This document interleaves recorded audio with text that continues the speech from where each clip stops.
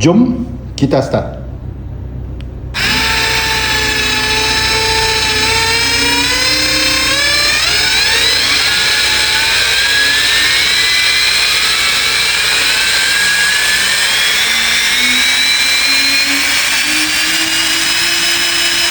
First, kita ikatkan tali dekat knot. Kedua, kita masukkan drag. Ketiga, kita tekan butang nombor 5 do 15 saat. Okey, so bila dia jadi kosong, dia jadi N, lepas tu dia jadi, lepas dia jadi kosong, lepas tu kita kena kayu. Kayu sampai jadi ini 996.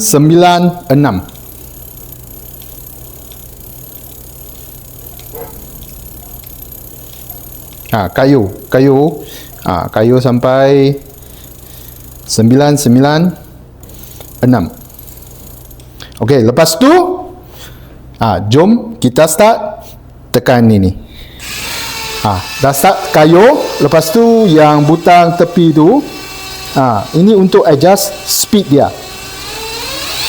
Okey, bagi dia masuk. Bagi dia masuk saja, kita boleh tengok berapa meter sudah masuk dekat sini. Okey, berapa meter sudah sampai sini.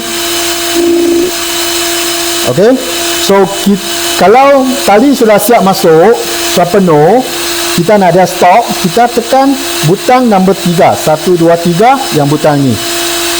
Tekan. Dia untuk stop winding.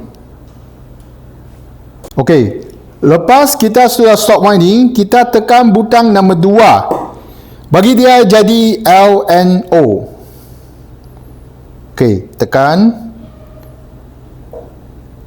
Dia akan jadi LNO nanti.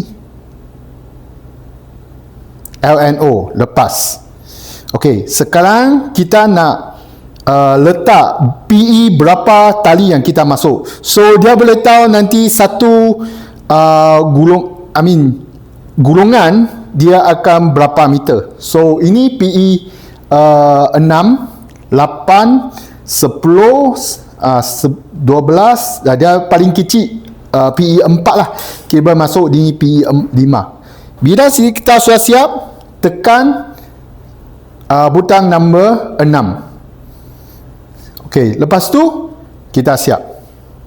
Okey, ingat kalau PE kita letak yang salah, itu meter yang kita keluar akan jadi salah juga, tak accurate.